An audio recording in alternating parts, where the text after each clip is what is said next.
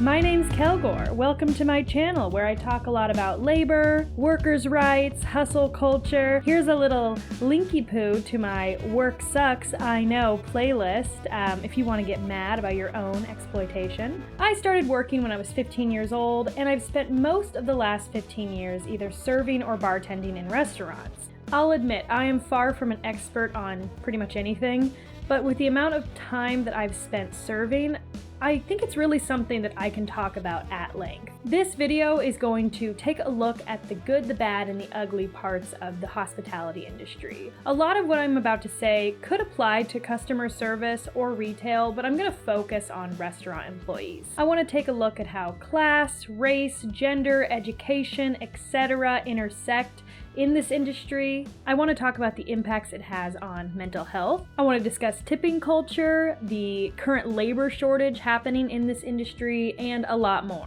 Real quick, I have a Patreon. Go subscribe to my Patreon if you can. So if you have not worked in a restaurant, stick around for some really important insight into this topic. If you have worked in a restaurant, you're going to love this video, just trust me. And if you're a restaurant owner, I genuinely hope you're one of the good ones and you're here to learn how to make conditions better, because as a business owner, you are directly responsible for the quality of your workers' lives. Yes, I know that not all restaurant owners are particularly evil, but I think it's important to remember that even if they worked in the industry for a long time, the moment they open their business, they become positioned against the working class. They're now taking a risk, and they see every little thing their employees do as a liability or a cost to them or to their investors. They begin to make all of their decisions based around the business and the profits rather than empathy for their workers. This inevitably leads to resentment, alienation, high turnover rates, and yes, theft. We will talk about all of these things in this video. First, I want to address the positive parts of working in the restaurant industry. My experience has been very fun. I often have a lot of autonomy over when I work, and that's important because I'm a mother. I'm good at it, which is a really great feeling. I like working on my feet. I like prioritizing tasks. I like the social aspect of talking to customers, but also bonding with the people I work with. I also really love conflict resolution and can often, make a really terrible customer experience great. You feel like a friggin' hostage negotiator or something. I could probably move anywhere in the country and get a job that day. I'm also extremely hard to replace, and I know that sounds cocky, but it's true. You get to a point where you work somewhere long enough that you have so much useless knowledge about working there that they kind of let you get away with a lot of bullshit. In Kurt Vonnegut's futuristic novel, Player Piano, almost every single job has been automated by machines. Everyone's unemployed except for the engineers. Here's an excerpt I love about what happened when they tried to automate a bar. They'd set up the experimental unit about 5 doors down from where Paul now stood, with coin machines and endless belts to do the serving, with germicidal lamps cleaning the air, with uniform, healthful light, with continuous soft music from a tape recorder, with seats scientifically designed by an anthropologist to give the average man the absolute maximum in comfort. The first day had been a sensation, with a waiting line extending blocks. Within a week of the opening, curiosity had been satisfied, and it was a boom day when 5 customers stopped in. Then, this place had opened up almost next door, with a dust and germ trap of a Victorian bar, bad light, poor ventilation, and an unsanitary, inefficient, and probably dishonest bartender. It was an immediate and unflagging success. As a bartender, I've always loved that excerpt, and it's kind of wild that in 1952, Kurt Vonnegut had a better understanding of class and the implications of automation than most people do today. But I just think it's really important for people from all walks of life to understand the merit of the hospitality industry. One of the worst parts about working in the restaurant industry is the perception. Friends, family, strangers, they all have very little respect for food service workers. It's really frustrating when you're good at it because you're constantly told it's not a real job. People often assume it's like this temporary thing you're doing like while you're in school or something. Restaurant workers are also like the butt of the joke a lot. People say things like, if you don't study, you're gonna end up flipping burgers. Or they joke that some starving artist has to serve tables just to supplement their art career. And that's really just it, is that it's not seen as a career. Even by your own coworkers and manager and the owner, people think of it as like this transient thing before you go have a real career. With tips, you could make more than a teacher or a construction worker, but the difference is those jobs have a pension and healthcare and benefits, and therefore they're seen as careers. People also act like anyone can work in a restaurant, but that is not true. Trust me, I have worked with some people who had no business working in restaurants. People can do hard things.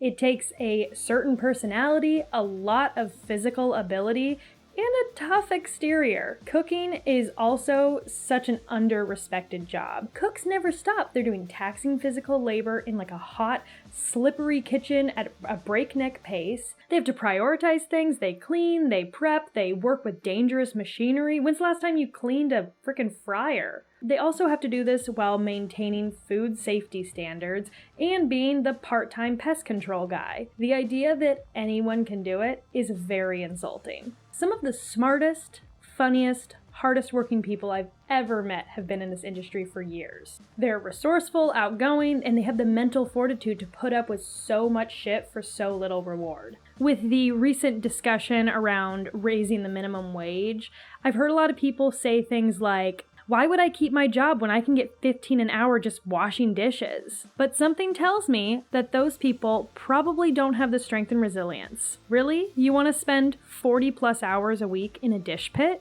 You want to get paid $15 an hour with no benefits to get yelled at, to get dishwater in your eyes and in your mouth? You want to spend 8 hours soaking wet? You want to go through life dealing with the stigma of being a dishwasher? I highly doubt you would last a week. Of course, the negative perception changes a little bit if you own or manage the restaurant.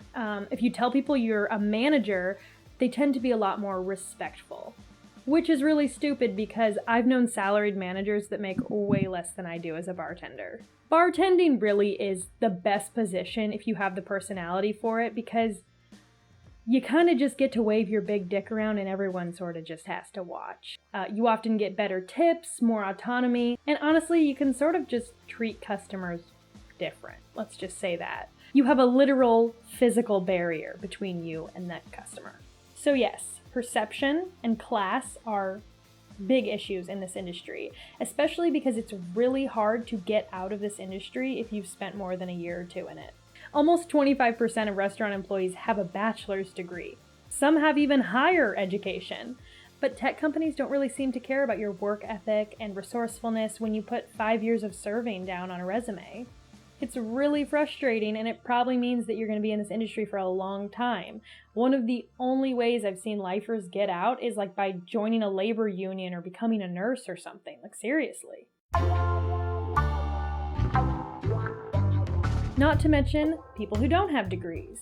What about all of the immigrants who work in restaurants? For them, it's a permanent job, and the lack of respect they get within the industry impacts them. Back-of-house restaurant workers, aka like cooks and dishwashers, often suffer in terms of mental health, and it's no wonder when you look at their salaries. With no benefits, this means that most, if not all, of their basic needs are not being met. And sure, you or I could advocate for ourselves. We could ask for a raise, threaten to get a different job if we don't get the hours we want. But a lot of restaurant workers are not legal citizens. And that fact looms over their heads whenever they, think about taking a risk like asking for more money or asking for better hours or benefits. It's also important to remember that food service has the 10th highest suicide rate of any profession. Another terrible part of working in this industry is the harassment that people endure, whether it's customers hitting on you during your shift, or people being blatantly racist, or managers being bigoted about your sexuality, comments about your physical appearance or size.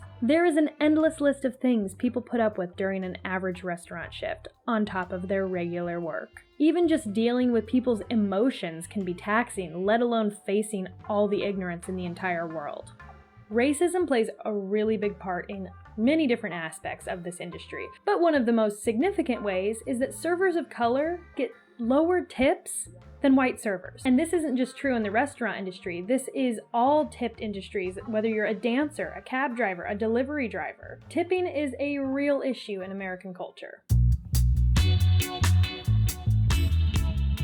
Before I get into this topic, I want to be very clear. I do not like tipping culture, but if you cannot or will not tip at restaurants, don't eat at restaurants. I don't like the system either, but for now, it's what we've got. Yeah, I know you went to Italy and it's different there, but you're in America, baby. And until we fix this problem, you gotta keep tipping. That being said, relying on tips sucks. I'm blessed to live in a city where tipping culture is pretty good, and minimum wage is $16 an hour. But I've lived in other parts of the country and quickly realized that restaurant work just isn't viable. If you live somewhere with bad tippers, or if you live in one of those states with a tipped minimum wage, like it's like $2.13, you're gonna have a bad time. Seriously, look at this chart. Here are some very bad states to be a server in: Alabama, Florida, Georgia, Idaho, Indiana, Iowa, Kansas, Kentucky, Louisiana, Mississippi, New Hampshire,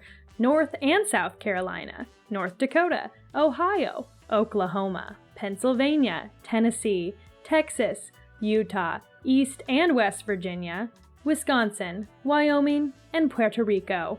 So that's like most of them. The states I didn't list are slightly better, but there are still huge issues, even there, with tipping. As I said before, people of color often receive lower tips on average. Second of all, tipping leads to a lot of sexual harassment. It also creates a weird hierarchy within the restaurant staff.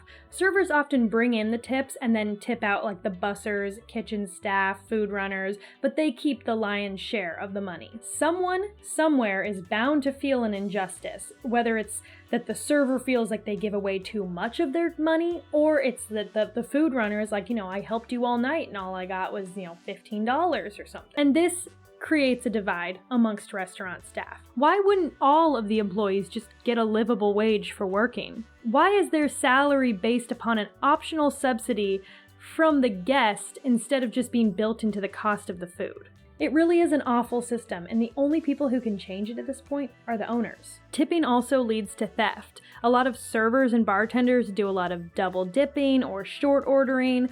You know why they do it? Because they aren't being paid a living wage.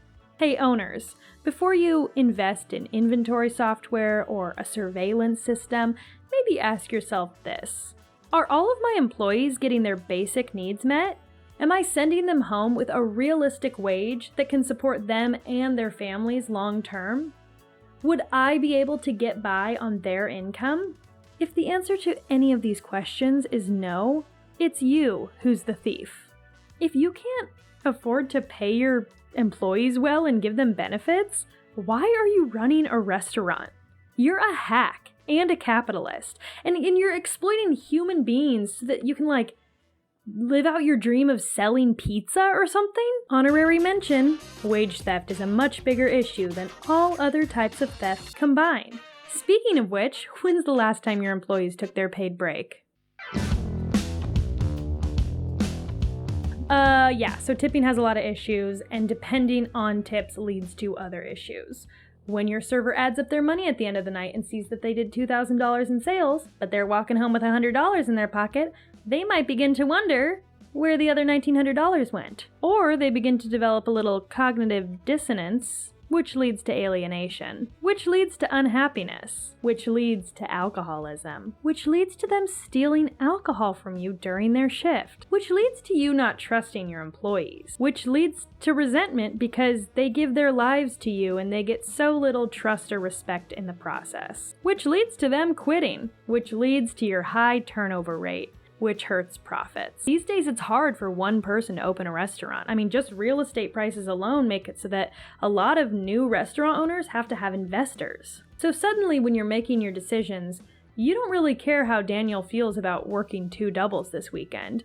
No, you're thinking about numbers. Not to mention the dang labor shortage. I mean, what's the deal with all these laid off employees not returning to the restaurant industry? Gee fucking whiz, I just can't figure it out. raise your wages, provide healthcare benefits, and then advocate for Medicare for all so that you no longer will have to provide healthcare benefits as a business owner. Hey, you know what? Maybe consider making your best employees part owners. Open a co-op restaurant instead of one with an investor business model. Because you could operate a beautiful restaurant with amazing ticket times and clean bathrooms and comfortable seating and a fancy cocktail menu, and none of that will matter if you don't have the right staff. People go to restaurants for the humanity of it. They don't want an automated experience. Restaurant owners are not inspiring devotion from their employees or from customers. And owners are the only people who can change the conditions. Unless we were to create a hospitality union. But no, that's so stupid. It could never happen. Unless tip your servers, be respectful to people in all industries, advocate for workers and their basic human rights, put pressure on business owners to pay their employees better, and comment down below if you want me to do an episode of Owned all about restaurant owners. Thanks to my patrons, you're beautiful and I love you. Bye!